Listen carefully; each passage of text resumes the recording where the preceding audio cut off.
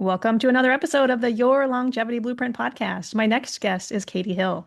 She's a driven, health conscious individual with a passion for wellness, fitness, and personal growth. She follows a gluten free, low histamine diet and incorporates high intensity strongman bodybuilding training into her daily routine. She grew up in a health conscious family. Her grandparents were always giving her vitamins, taking her to the chiropractor, and growing organic vegetables in their garden. She was always sensitive to foods growing up, constantly coming down with viruses, and her cycles were all over the place. At 20, she was put on birth control, gained 100 pounds, and went almost 3 years without a cycle. She then found us, completed all the recommended testing, and finally discovered the blueprint to her body. Since then, she's been able to lose weight, have a healthy pregnancy without pharmaceutical help, which is amazing, and successfully navigate postpartum life. You can find her most mornings working out and navigating parenthood with her amazing little girl, Hallie Ray, and the love of her life. Welcome to the show, Katie. Hi. Thanks for being here. So tell the listeners a little bit about yourself. I've known you for well over a decade, but tell us where you're from, what you love to do. Yeah, tell us about Yeah, you.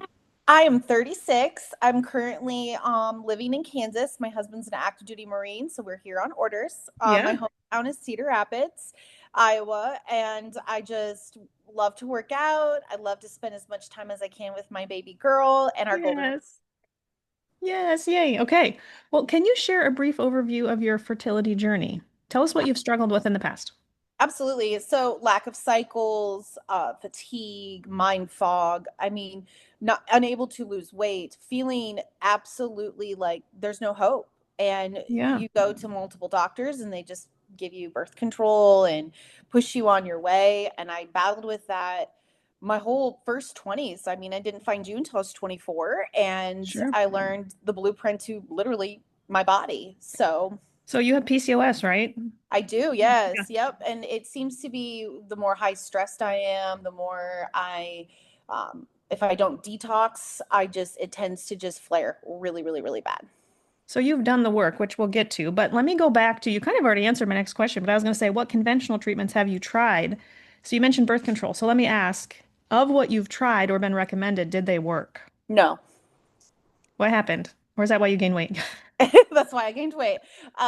It just snowballed. It just snowballed into, adrenal fatigue. It snowballed into more cysts on my ovaries. It just snowballed. It was not, it was a band-aid. It didn't solve any of my problems. Did any of your conventional medical providers recommend any lifestyle changes? Did they ever ask what you were eating or putting in your body, or was it more No, like a not at pill for all. an ill and you? Yeah, it was a pill. I mean, when I found you, I found out that I was extremely low in vitamin D. And before that, I had no idea. I just kept getting sick with viruses and I would just keep getting on antibiotics. And they were pushing me, more vaccines with the flu vaccine, take the flu vaccine, take the flu vaccine. And I was like, Like that's gonna help your yeah. no. Yeah.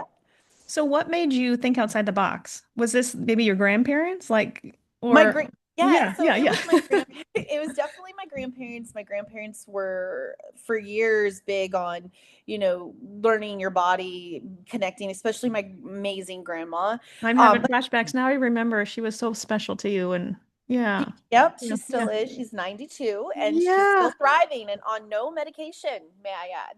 So, A rarity yes. these days. Yeah, good for Yes. her. Yes. Yeah, She's it done was something actually, right. I've learned about your clinic through a family friend, and they had spoke about how much they learned about their body in such a fast time. And I thought, gosh, I just, I need some clarity. So that's how I found you. But Which is amazing that you came in your 20s. I mean, I don't know what the average age of my patients is, but it's probably like 50s or 60s. So you're ahead of the game. I mean, the trajectory of your life, your health, your fertility could have been very different.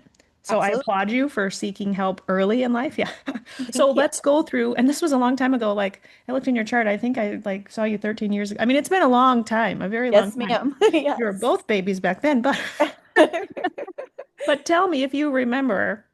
What additional testing did we offer you? You mentioned vitamin D. What else? What else did we do? You immediately said, "Let's do a food sensitivity testing. I think you're malnourished, even though you're overweight. I know you were big on connecting the dots there. You pushed well, you didn't really push, you recommended the protein powder, a gluten-free, dairy-free, egg-free diet right away. You did the herbs right away because my Yeah. testosterone. Yep, we And checked your I was, hormones. Yeah, you yep, have had higher androgens, lower yeah. progesterone. That was your Oh trend, yeah. which is common with PCOS. Yep, no Yeah, I surprise there. remember you checked my DHEA and it was high. I remember you immediately were like, I think you have a cyst on your ovaries. I'm going to send you to go get an ultrasound to verify that, and it verified it. Sure. And you immediately were like, you need to change your lifestyle. You actually had told me something that has stuck with me for all these years, and I think is another key to my success in my journey of fertility is healing my emotional trauma as well. You Mm, explained to me how my emotionalness was connected to my ovaries, kind of, and mhm. that was something unique I had never heard before, and you were spot on. So I don't know if you want to go there. We can absolutely edit this out. No, it's totally okay. But you lost your father, right? I mean, I did. is that part of this, if I remember right? I Yeah. lost my Yeah. father and I Yeah. lost my mother a year later. So Yeah. yes, Yeah. absolutely. Yep, you're A spot lot of on. trauma at a young age. Yes, it's hard. I've seen thousands of patients, so sometimes it's hard to remember. Absolutely. I can only imagine. But again, you've done the work. So you took the advice. Not everybody wants to hear the advice. Not everyone wants to change their diet or deal with past trauma or whatnot, and you did, and it's worked in your favor. So again, I applaud you. So I remember doing the testing. I remember checking your hormones, and then you have been someone who, and I think I'll quote you, I think you just say, my body responds beautifully to herbs. Like you've always been someone who does well with what we put you on was androgen blocking herbs, Absolutely. specific product that you took for years that worked really well. Still Worked take yeah. to lower androgens to help balance your hormones, and those herbs help with insulin resistance. Yeah. But you've done more than that. So in your bio, oh my gosh, I just dropped my sheet just a second. It's okay. You can see my messy art cart behind me for my son. Okay. I love Got my paper here. So what else did you do? And when I read your bio, you changed a lot with your lifestyle, like other than diet. Tell me about exercise, your HIIT workouts, how that's benefited you, and then let's go into detox. But let's talk about exercise first and how important that is. It's extremely important because I don't think people realize how much of their emotional stress from day to day they just hold on to. And for me, it was really important that I got a trainer. It was at the Ainville in Cedar Rapids. Yeah, yeah. They were amazing. I had Devin Reese, Ashley Blazik, and Ken. And Mhm. all of them have whooped my hiney in multiple ways to basically insert get down to my emotional traumas and heal from it. And in the process of doing that, I was detoxing by sweating. I Hmm. Hmm. was losing body fat. I noticed that the more I would heal inside the gym, so to speak, the more my body healed. Yeah, I know you had to get your workouts in, which is wonderful. I've Yeah. worked out there too. I probably need to go back there, but okay. So other than exercise, what else did you do from a detox standpoint? I went ahead and took the herbs that I've been on Yep. for years. This Yep. is the Yep. Testo Quench. I sat in saunas. Yeah. I did the genetic testing with you so that I Yeah. Yeah. knew literally the blueprint to my DNA. Yeah. And I think that was the most beneficial to I had been with you for so long and so many things, and then seeing my genetics matching literally to a T what I've been going through. It's like, man, if only I would have done my genetic testing earlier. Mhm. That's all right. No regrets. Only move forward. Yeah. What you're Absolutely. referring to is nutrigenomic testing, which we do love to do. It's very complex and not everybody wants to do it, but it does show us you're a poor detoxifier or you have a vitamin D, SNP where you can't absorb what you're taking well, or it just gives us extra information into your Yeah. health. So yes, that was very helpful. And you actually had the goal, if I remember right, of getting pregnant. Like you're like, I hey, I did. want to get my body in shape. I'm ready. I'm married. I'm happy. I want to have a baby. Let's make this happen. And I'm going to commit Absolutely. to whatever you say. And you sure did that. Yes, I did. Um, let's go back to emotions. So what was the hardest part? I mean, um, you have a finale to your story, right? We know you got pregnant, you had this beautiful little Hallie girl, but what was maybe the hardest part of your fertility journey? Or even back, I mean, I remember you saying things like, can I get pregnant? Like, I mean, a lot of patients with PCOS are just discouraged from the get-go, like, oh, it's going to be Absolutely. difficult, so don't try. It's like, why would doctors even instill that? Why would they even say discouraging things to patients? But if I remember right, you were told some discouraging things. I was told like PCOS patients can't get pregnant, you're premenopausal, you're not going to ovulate. I remember so many times on your, More I would, trauma. That's more yeah, trauma. Yes. yeah. I remember so many times I would be like, Dr. Gray, are you sure I'm not in menopause? And you're like, no, you're fine. It's just your PCOS.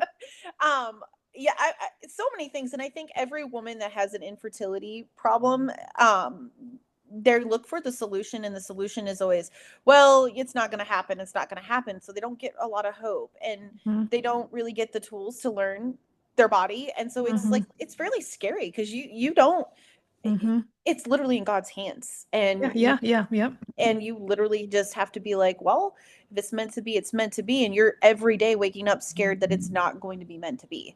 And I Yeah, think yep. that's the biggest fear, is just they don't give you any hope. They just prescribe, prescribe, prescribe. There's no fixes. Right, right. I have so many friends that don't have children, and I do feel like they were also in your shoes and discouraged and maybe didn't have the right tools or the perseverance. I mean, like you push through, you're doing the work. And I think some people just give up, and that not everyone is meant to have children either. Like some people choose also.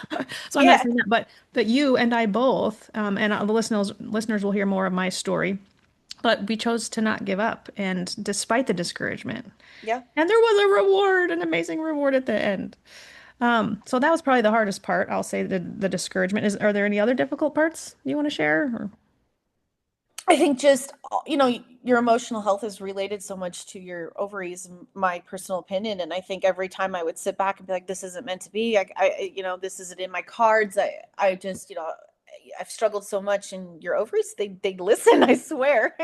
And so it's like, when I stopped worrying and just enjoyed myself and my marriage Mm, and working out and learning my body, it happened. And I have so many friends as well that, they go through multiple treatments of IVF and they don't get any results, and it breaks my heart because mhm, they want children so badly. I mean, I mhm. can scream from the rooftop, functional medicine. But, some Yes. people have to learn that in their journey, and it's like Yep. it breaks your heart. So Yep. It totally does. Yeah, that was beautifully said. Beautifully said. Okay, so how did functional medicine in general impact your relationship with your body and health? I mean, I guess you kind of already answered this already, but just gave me the blueprint. It yeah, literally gave me the blueprint. It the showed me, tools, yeah. yeah, everything. It showed me the exact numbers of vitamins and minerals in my body, toxins. I mean, it literally described everything I felt. Yeah, literally gave you the tools and the answers. Yep, that's what we want to do. Okay, so what would you tell someone who's just beginning to explore functional medicine? Or they're listening to you and they're like, oh, I'm that person who's failed IVF. I'm that person that's thought about functional medicine. What would you say to them? Absolutely worth the gamble to do functional health and to have patience, because Hmm. unraveling So years, hard. Yes. yes, yes, unraveling years of things that have, your body's gone through, it takes time, but you'll get there, and Hmm. it's worth having the hope and pushing through.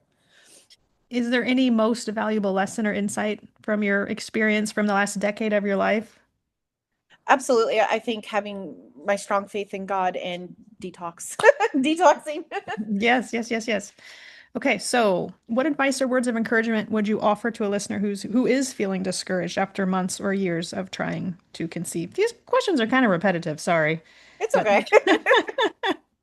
Go the functional medicine route. It's worth the money. It's worth the Mhm, time. mhm, mhm. Enjoy.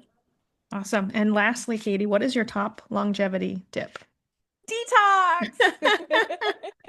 Which is so important for PCOS. I mean, those patients have insulin resistance, and I think well, most people have insulin resistance, not just PCOS patients, but we need to get the toxins out, which I think improves the insulin resistance, improves the hormone function.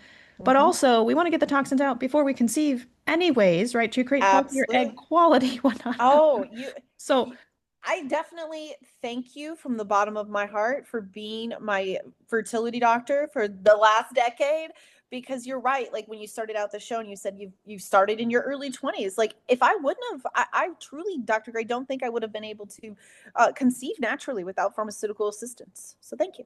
yes. Oh, you're amazing. Amazing. So, thank you for coming on the show, sharing your personal story. I know that's hard to do. I'm so happy we had a PCOS story to share because PCOS is very common. And congratulations on your beautiful baby girl. Yeah. I'm happy for you and excited to hear about more children in your future. I can't wait. Yeah, you're the real deal, and you're an example of how you can get pregnant with PCOS without medication when you do the work. You did it and it paid off. So, congratulations and thanks again for coming on the show. Thank you, Dr. Gray.